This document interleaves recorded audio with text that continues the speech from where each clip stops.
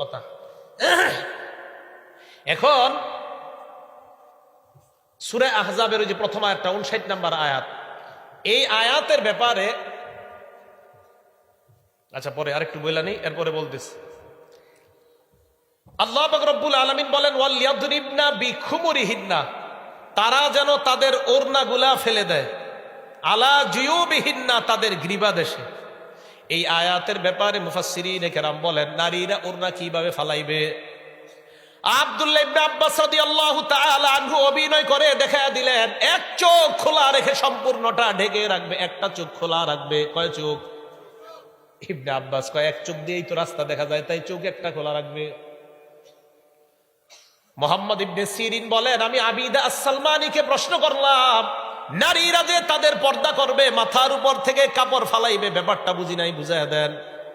আবিদা আস-সালমানি কই দিকে আনছে, আনার পর একটা রুমাল নিচে নেওয়ার পর এইভাবে পুরা শরীর ঢাইকা বাম চোখ খোলা রাখছে, এইভাবে বাম চোখ এক চোখ খোলা রাখছে। কয় এটাই হলো নারীর পর্দা।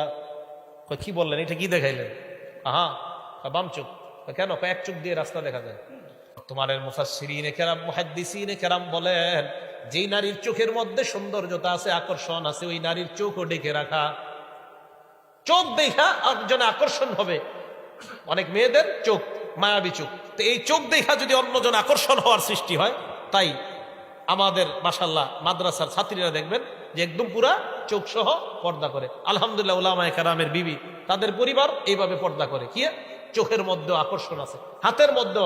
তো আমি বলি আপনাদেরকে পরামর্শক হিসাবে, নারীর পুরাটাই আল্লাহ বানাইছেন একটা সৌন্দর্য দিয়ে। তাই বললাম যে নারী সম্পদ, এটা পৃথিবীর শ্রেষ্ঠ সম্পদ। এটাকে যথাযথ যত্ন নেওয়া, মা হিসাবে সম্মান করা, বোন হিসাবে সম্মান করা, মেয়ে হিসাবে সম্মান করা। আমার মায়ের দিকে যেন কেউ খারাপ দৃষ্টি না দেয়, আমার বোনের দিকে যেন কেউ খারাপ দৃষ্টি না দেয়, আমার বিবির দিকে যেন কেউ খারাপ দৃষ্টি না দেয়, আমার মেয়ের দিকে যেন খারাপ দৃষ্টি না দেয়। এটা আমাকে আপনাকেই এই দায়িত্ব নিতে হবে। কারণ প্রত্যেকের মেয়ে আছে, প্রত্যেকের মা আছে, প্রত্যেকের বোন আছে, প্রত্যেকেই এই দায়িত্বটা নেওয়া। কথা কি বুঝে আসছে? নারী সম্প্রদায়, তাদেরকে আল্লাহ বানিয়েছেনই একটা আকর্ষণ দিয়ে। আল্লাহ আমাদেরকে কথাগুলা বুঝে উপলব্ধি করার তৌফিক দান করেন। এখন এই জায়গায় কি বলে দেখেন, ওয়ালা ইউবদিনা যিনাতাহুন্না, এগুলা বলতে বলতে শেষের দিকে গিয়ে আল্লাহ বলেন লিউলামা মা ইউখফিনা মিন যিনাতিহিন্না ওয়ালা ইউদরিবনা বিআরজুলিহিন্না লিউলামা মা ইউখফিনা মিন যিনাতিহিন্না। নারীরা এমন ভাবে হাঁটবে না, ওয়ালা ইয়াদরিবনা বিআরজুলিহিন্না, তারা তাদের পাগুলা এমন ভাবে প্রদর্শন করবে না, লিউলামা মা ইউখফিনা মিন যিনাতিহিন্না, তাদের গোপনীয় সৌন্দর্য প্রকাশ পেয়ে যায়। ওই গোপনীয় সৌন্দর্য প্রকাশ পায় এমন ভাবে নারীরা হাঁটবে না। বুঝছেন? নুপুর পড়ছে, নুপুর, নুপুর কি পড়ছে? নুপুর। এখন হাঁটতেছে, হাঁটার সময় নুপুর দেখা গেছে, আওয়াজ আসছে, এই নুপুর না পড়া। মানুষের সামনে নুপুর করে হাঁটা যাবে না, অন্য আপনার নুপুরের ব্যাপারে জেনে ফেলবে। লিউলামা মা ইউখফিনা মিন যিনাতিহিন্না, গোপনীয় সৌন্দর্য প্রদর্শন পেয়ে যাবে। এটা একটা ব্যাখ্যা। আরেকটা হলো নারীরা এমন ভাবে হাঁটবে না যে হাঁটার কারণে তার শারীরিক এমন কোন অবকাঠামো অন্যের সামনে খারাপ ভাবে উপস্থাপিত হয়, আর অন্য কোনো আকর্ষিত হয়ে যায় নারীর প্রতি, এমন ভাবে নারী হাঁটবে না। এটা আমি আর ব্যাখ্যা করে বুঝাইতে পারবো না। ওয়ালা ইয়াদরিবনা বিআরজুলিহিন্না লিউলামা মা ইউখফিনা মিন যিনাতিহিন্না, নারীর গোপন সৌন্দর্য প্রকাশ পেয়ে যায় এমন ভাবে নারী হাঁটবে না। মা বোনদেরকে আপনারা মহব্বতের সাথে বুঝিয়ে দিবেন, মানে একটা নারী এমন ভাবে হাঁটতেছে তার শারীরিক বিভিন্ন অবকাঠামো অন্য পুরুষের সামনে প্রকাশ পেয়ে যাচ্ছে। এইভাবে হাঁটা এটা জায়েজ না, এটা হারাম নারীর জন্য। এই জন্যই তো নারী আগে দেখতাম 15 বছর আগে আমাদের দেশে নারীদেরকে যখন রিক্সায় উঠাইয়া দিত, রিক্সাটা সহ ঢাইকা দিত, চারোদিক থেকে ওড়না বা কিছু দিয়া চাদর দিয়া রিক্সা সহ ঢাইকা নারীরে পাঠাইতো। এমন সম্মান ছিল আগে নারীদের। আর আপনারা পরীক্ষা করবেন, বর্তমান যুগের 3টা মেয়ে আর 20 বছর আগের একজন নারী একসাথে হাঁটতেছে। তো 20 বছর আগের যে নারী মা, ওনার বয়স হলো আপনার 60, আর বর্তমান যুগের মেয়েগুলোর বয়স হলো 18, 19, 20, 21, 22, 4জন একসাথে হাঁটতেছে। আপনার এখনো কোনো আলেম রাস্তা দিয়ে হাঁটলে ওই বুড়ি মহিলাটা দেখবেন তাল গাছের নিচে গিয়ে পালায়, যদিও শরীরে পর্দা আছে এখনো, আর বাকি 3জন পালাবে না। এটাই হলো আধুনিকতা আর আগের নারীদের মধ্যে পার্থক্য। কথা বুঝে আসছে সবার? আচ্ছা, তো আল্লাহ বললেন ওয়ালা ইয়াদরিবনা বিআরজুলিহিন্না লিউলামা মা ইউখফিনা মিন যিনাতিহিন্না, এমন ভাবে হাঁটবে না যে হাঁটার কারণে তার এমন সৌন্দর্য প্রকাশ পেয়ে যায়, এটা করবে না। আল্লাহ আমাদেরকে হেফাজত করেন। এরপরে বলেন ওয়াতুবু ইলাল্লাহি জামিআন আইয়ুহাল মুমিনুনা লাআল্লাকুম তুফলিহুন। হাদিসের মধ্যে আসছে, তিরমিজির বর্ণনা, আল মারআতু আওরা, নারী হলো আওরা। আওরা মানে ঢেকে রাখার জিনিস। আল মারআতু আওরা, নারী হলো ঢেকে রাখার জিনিস। আওরা মানে ঢেকে রাখার জিনিস। আমার সাথে দুইটা জিনিস আজকে শিখে যান। বলেন আওরাত, সতর। কয়টা শব্দ বললাম? আওরাত এবং সতর। আওরাত কাকে বলা হয়, সতর কাকে বলা হয়? সতর বলা হয় বাবার সামনে, ভাইয়ের সামনে, তাদের সামনে স্বাভাবিকভাবে যেই পর্দা করা হয় এটাকে বলা হয় সতর। বাবার সামনে মেয়ে যেইভাবে থাকা এটাকে বলা হয় সতর। ভাইয়ের সামনে একটা মেয়ে যেইভাবে থাকতে হয় এটাকে বলা হয় সতর। চাচার সামনে একটা মেয়ে যেইভাবে থাকতে হয় এটাকে বলা হয় সতর। মামার সামনে যেইভাবে একটা মেয়ে থাকবে এটাকে বলা হয় সতর। এটা কি বলা হয়? এখন বলেন, একটা মেয়ে তার মামার সামনে কি সালোয়ার কামিজ ওড়না সুন্দর মতো পরবে, এই তো সতর। আওরত কাকে বলা হয়? আওরত বলা হয় মামা ছাড়া, বাবা ছাড়া, ভাই ছাড়া, চাচা ছাড়া অন্য যাদের সামনে পর্দা দেওয়া ফরজ, পর্দা করা ফরজ, ওই জায়গায় যেইগুলা ঢেকে রাখতে হয় এটাকে বলা হয় আওরত। আওরত বলা হয় মুখ ঢেকে রাখা, মুখ সহ পুরো শরীর ঢেকে রাখা অন্যের সামনে, এটা আওরত। মুখ ছাড়া অন্যের সামনে যা ঢেকে রাখা হয় এটা সতর। আবার বলছি, মুখ ছাড়া অন্য কিছু ঢেকে রাখার নাম সতর, মুখ সহ ঢেকে রাখার নাম আওরত। এখন বলেন, সতর আর আওরতের মাঝে কি পার্থক্য? বাবার সামনে যা ঢেকে রাখা যায় না, বাবার সামনে যা ঢেকে রাখতে হয়, মামার সামনে যা ঢেকে রাখতে হয়, চাচার সামনে যা ঢেকে রাখতে হয় এটাকে বলা হয় সতর। অন্যের সামনে যা ঢেকে রাখতে হয় মানে মুখ সহ ঢেকে রাখতে হয় এটাকে বলা হয় আওরত। এখন আপনি যদি বলেন না হুজুর সমস্যা নাই, একটা মেয়ে পর্দা করবে কিন্তু মুখ খোলা রাখবে, এটা সতর হবে, এটা আওরত হবে না। কারণ মুখ আপনার বাবাও দেখতে পারে, মুখ মামাও দেখতে পারে, মুখ চাচাও দেখতে পারে। মুখ যারা দেখতে পারে এটা যদি আপনি ব্যাংকে গিয়ে দেখান, এটা কোনো প্রতিষ্ঠানে দেখান, এটার নাম আওরত না, এটা সতর থাকে। এখনো আওরত হবে তখন যদি আপনার মুখ ঢাকা থাকে, মুখ ডাকতে হবে। এটা বুঝবেন সতর আর আওরতের পার্থক্য। আরে আপনার বাবার সামনেও তো আপনি মুখ খোলা রাখেন, আপনি ব্যাংকে গিয়েও খোলা রাখলেন, এটার আপনি পর্দা করেন কিভাবে? এটা কিভাবে পর্দা হয়?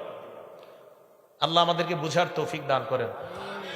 এবার অনেকে আবার দলিল দেয়, কয় কাবা শরীফের সামনে গিয়ে নারীরা পর্দা করা লাগে না। আপনারা এত কথা কন, এই কথা আপনার কি কইছে? কাবা শরীফের সামনে নারীরা পর্দা করতে হয় না? এই কথাটা যে আসছে করতে গিয়ে এটাই আমি জানি না। ক্বালা রাসূলুল্লাহ সাল্লাল্লাহু আলাইহি ওয়াসাল্লাম, আল্লাহর নবী বলেন, লা তানতাকিবিল মারআতুল মুহরিমা, কাবার সামনে যেই নারীরা থাকে তারা নেকাব পরবে না। নবী বলছে নেকাব পরবে না। আবু বকর ইবনুল আরাবী বলেন নেকাব পরবে না, এর অর্থ এই না নারী একবারে চেহারা রাখবে না, এমন না অর্থ।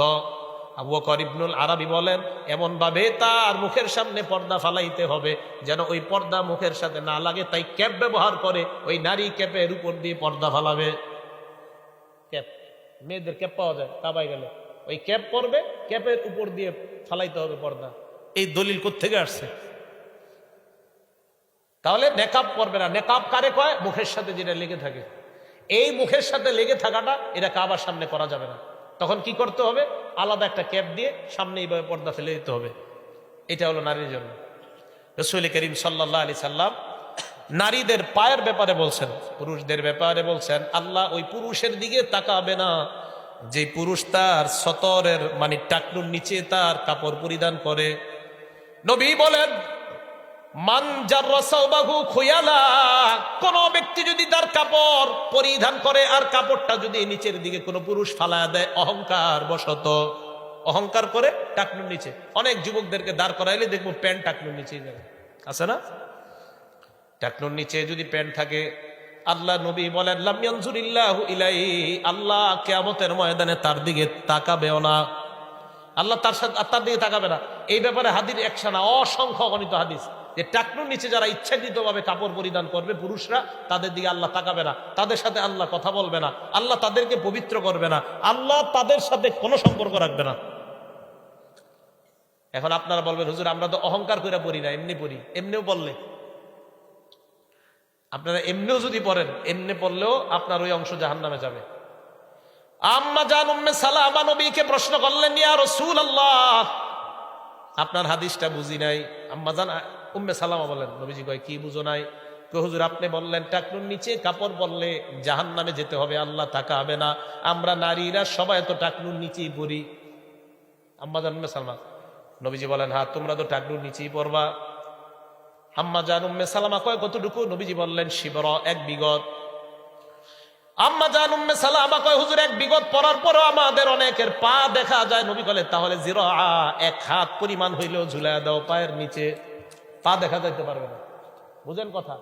প্রথমে বলছে এক বিগত, হুজুর এক বিগত হইলে অনেক নারীরা এমন তাদের পা বড়, পা দেখা যায়। নবীজি বলছে পা দেখা যায়? হ্যাঁ, তাহলে জিরা, এক হাত, পা দেখা যাওয়া যাবে না। কথা বুঝাইতে পারিনি। আম্মাজান বললেন হুজুর কতটুকু? নবীজি বললেন এক বিগত। হুজুর এক বিগতে দেখা যায়, তাহলে এক হাত। তো কি বোঝা গেল? নারীদের কাপড় নিচে যাবে, পুরুষেরটা টাকনুর উপরে উঠবে। উল্টা হয়ে গেছে এখন, পুরুষেরটা যায় নিচে, মেয়েদেরটা হয় উপরে। কি আজীব যুগে এসেছি, সব উল্টা। নবীজি বললেন কি, আমরা করি কি? আল্লাহ আমাদের সকলকে কথাগুলা বুঝবার তৌফিক দান করেন। তো রাসূল করিম সাল্লাল্লাহু আলাইহি সাল্লাম বলে দিলেন মা বোনরা কোথায় তাদের পর্দাটা করবে, মা বোনরা কতটুকু অংশের মধ্যে তাদের কাপড়টা পরিধান করবে। নবীজি সাল্লাল্লাহু আলাইহি সাল্লাম স্পষ্টভাবে আল্লাহ রাসূল সাল্লাল্লাহু আলাইহি সাল্লাম দেখায় দিলেন। এবার আসেন, এই যে মুখ ঢাকতে হবে, মুখ যে ঢাকতে হবে, নবীজি সাল্লাল্লাহু আলাইহি সাল্লাম ওনার বিবিদেরকে নিয়ে উনি জিহাদে যাইতেন। এক জিহাদে গেছেন, ওই জিহাদের মধ্যে নবীর সাথে লটারিতে যার নাম উঠছে তার বিবির নাম ছিল আম্মা জান আয়েশা সিদ্দিকা রাদিয়াল্লাহু তাআলা। তো সাধারণত লটারি করতেন নবীজি, যার নাম উঠতো তাকে নিয়ে যেতেন সফরে। ওই সফরে আম্মা জান আয়েশা সিদ্দিকার নাম উঠছে, ওনারে নিয়ে গেছে। সফরে যাওয়ার পর কথাটা ভালো করে শুনবেন, আম্মা জান আয়েশা সিদ্দিকা ছিলেন একদম হালকা পাতলা একটা মানুষ। উনি পালকির উপরে বসতেন। পালকি মানে একটা উটের উপরে একটা ঘরের মতো ছোট্ট বানানো থাকতো, ওটার ভিতরে আম্মাজান বসতেন। বসার পর ওইটাকে নিয়ে যেতেন সাহাবায়ে কেরাম। এইভাবে নবীর বিবিরা চলাফেরা করতেন। তো আম্মাজান যে পালকির ভিতরে বসতেন, উনি বসার পরে উনি কি আছে না নাই সাহাবারা বুঝতেন না, এত হালকা পাতলা ছিল।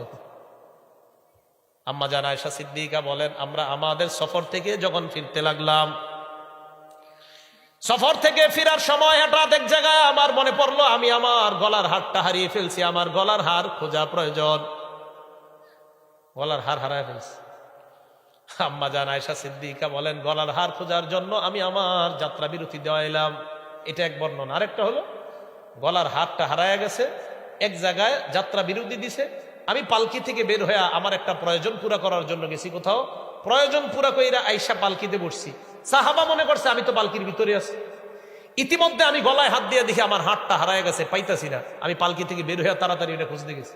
ওইটা খুঁজে আয়েশা দেখি কি আমার পালকি নেই। কথাটা বুঝেন নাই? আচ্ছা আবার বলি, পালকি এক জায়গায় থামছে, থামার পর আমি ওইটা থেকে বের হইছি। বের হওয়ার পর আমি একটা প্রয়োজন পুরা করতে গেছি, যে কোনো একটা প্রয়োজন পুরা করে আয়েশা আবার পালকিতে উঠছে। এটা সাহাবারা দেখছে যে আম্মাজান আসছে। আসার পর আমি দেখলাম আমার হার হারায় গেছে গলার। এই হার খোঁজার জন্য আমি আবার বের হয়ে গেছি, এটা সাহাবারা ফলো করে নেই। ইতিমধ্যে যখন যাত্রা আবার শুরু করছে, কাফেলা যখন আবার যাইবে, তখন কাফেলারাও কি করছে, আম্মাজান যেটার মধ্যে ছিল ওই পালকিওয়ালা বাহনটাও তারা চালানো শুরু করছে। এখন আপনারা বলেন তো আম্মাজান কি ভিতরে আছে? নাই, উনি গেছে হার খুঁজতে। উনি হার খুঁজে আয়েশা দেখে কি পালকি নাই। তো আম্মাজান নিজেই বলেন আমি পাতলা হওয়ার কারণে সাহাবারা বুঝতো না আমি ভিতরে আসি না নাই। আম্মা জান আয়েশা সিদ্দিকা বলেন নবী যখন আমাকে তালাশ করে পাবে না, নিশ্চয়ই কাউকে পাঠাবে আমাকে নেওয়ার জন্য। যেই জায়গা থেকে আমি আমার পালকি হারিয়ে ফেললাম ওখানে আমি বসে গেলাম। বসে বসে আম্মা জান আয়েশা বলেন আমি ওই জায়গায় বসে ঘুমায় গেছি। অনেক মানুষ দেখবেন ওনাদের ঘুমের কোনো জায়গা লাগে না। যে জায়গায় আমার সাথে যদি আপনারা 2 মিনিট কথা না বলেন, 2 মিনিট পরে দেখবেন যে আমি ঘুমাই গেছি। এরকম একটা আমারও অভ্যাস আছে, দাঁড়ায় দাঁড়ায় ঘুমাই যেতে পারি। এখন অনেকে আমি আর আমার আম্মা আমরা ঘুমায় যাই খুব তাড়াতাড়ি। এখন আম্মা জান আয়েশা সিদ্দিকা একদম সহজ সরল মানুষ ছিলেন, ওই জায়গায় বসে ঘুমানো শুরু করে দিয়েছে। সফরের নিয়ম ছিল সাহাবায়ে কেরামদের মধ্যে একজন শেষে রাইখা যাইতেন, যিনি দেখবে যে কোনো মাল সামানা সাহাবারা রাইখা গেছে কিনা। তাবলিগওয়ালা ভাইয়ারাও দেখবেন এটা করে, শেষে সুন্নত 2-1 জন রাইখা যায়, মাল সামানা থাকলে ওইগুলোর জন্য নিয়ে আসে। তো নবীজি সাল্লাল্লাহু আলাইহি সাল্লাম এক সাহাবা রাইখা গেছে, তার নাম সফওয়ান রাদিয়াল্লাহু তাআলা। কি নাম? সফওয়ান। এই সফওয়ান রাদিয়াল্লাহু তাআলা আনহু ওনার ব্যাপারে আসছে, উনি ছিলেন একটু এমন সাহাবা যে উনিও ঘুমায়া গেলে ওনার কোনো খোঁজ থাকতো না। তো সফরে যারা ওনার সাথে ছিল তারা যে চলে গেছে এটা ওনার মনেই নেই, এক বর্ণনা। উনিও ঘুমায়া গেছে। হঠাৎ ভোর যখন হবে তখন উনি আবার যাত্রা শুরু করলেন। কথাটা বুঝছেন? আম্মাজান এই জায়গায়, সফওয়ান ছিলেন আম্মাজানের চেয়ে আরো পিছনে।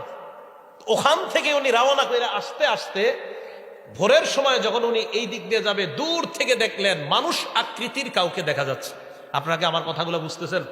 আচ্ছা, সফওয়ান রাদিয়াল্লাহু তাআলা আনহু এই জায়গায় আসার পর উনি দেখেন কাছাকাছি হওয়ার পর দেখেন যে আম্মাজান শুয়ে আছে। এখন আপনার এই জায়গাটা মন দিয়ে শোনেন, মুখ ঢাকা লাগবে কি লাগবে না? সফওয়ান আমাকে দেখে আম্মাজান বলেন, আমাকে একটা কথাও বলে নাই, গয়রা ইস্তিরজাইহি, শুধু বলছে ইন্না লিল্লাহি ওয়া ইন্না ইলাইহি রাজিউন। হযরত সফওয়ান আমারে দেখে বলছে ইন্না লিল্লাহি ওয়া ইন্না ইলাইহি রাজিউন, এটা পড়ছে।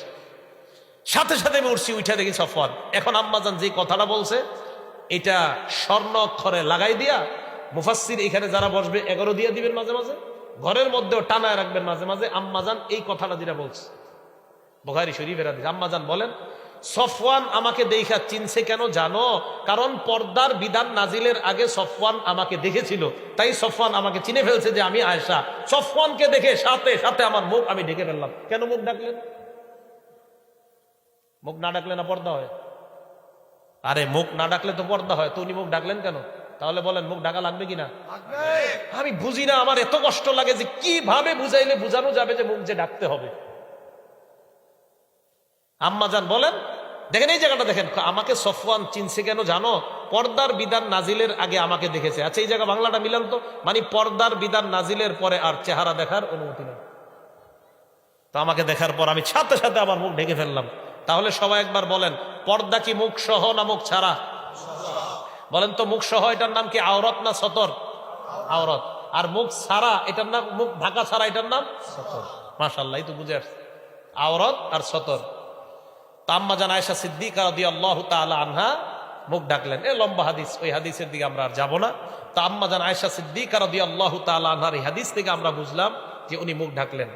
এবার একটা হাদিস শোনেন, যে হাদিসটা শোনার পর আপনারা স্পষ্ট বুঝে আসবে মুখ ঢাকা লাগবে কিনা। নবীজি ওনার দুই বিবির সাথে বৈশা কথা বলতেছে। নবীজি ওনার দুই বিবির সাথে। ইতিমধ্যে আল্লাহ নবীর এক অন্ধ সাহাবা আসছে। বলেন তো অন্ধ দেখে? আরে অন্ধ দেখে কিনা?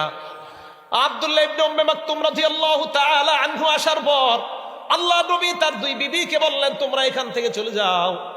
ওই দুই বিবি বলে, ইয়া রাসূলুল্লাহ আলাইসা হুয়া আ'মা, আপনার সাহাবা তো অন্ধ, আমাদের দিকে দেখবে না। আল্লাহ নবী বলেন, আফা আময়া ওয়ানে আনতুমা আলাস্তুমা তুবসিরানিহি, তোমরা দুইজন কি অন্ধ? তোমরা কি তাকে দেখতে পাও না? তোমরা দুইজন কি অন্ধ? তোমরা কি তাকে দেখতে পাও না? তোমরা দুইজন কি অন্ধ? তোমরা কি তাকে দেখতে পাও না? ছড়ায়া দিলেন। এখান থেকে কি বোঝা যায় বলেন তো? হ্যাঁ, কোন নারী যদি বলে অমুক হুজুরকে ভালো লাগে, কোন নারী যদি বলে অমুক হুজুরকে ভালো লাগে, কেন? হুজুর বয়ান করে মনে করেন। এখন যদি কেউ বলে অমুক হুজুরে ভালো লাগে, মানে হুজুরের বয়ান ভালো লাগবে। হুজুরের কেন ভালো লাগে? এরপর ওই নারীকে অডিও বয়ান শুনতে দিবেন, যদি শুনতে না চায় বোঝা যাবে ওই নারী হুজুরের বয়ান পছন্দ করে না, হুজুরের চেহারা পছন্দ করে। অডিও বয়ান দিবেন ওই হুজুরের, না হুজুরের অডিও বয়ানটা শোনো। আরে অডিও ভালো লাগে না, একটু ভিডিওটা দেখান। মানে কি? মানে ঘটনা আছে, রহস্য আছে। নবীজি বললেন অন্ধ দুই সাহাবাকে যে তোমরা দুইজন কি দেখো না? হ্যাঁ আমরা তো দেখি। সরো এখান থেকে, পর্দা করো। ইহতাজিবা মিনহু, তোমরা তার থেকে পর্দা করো।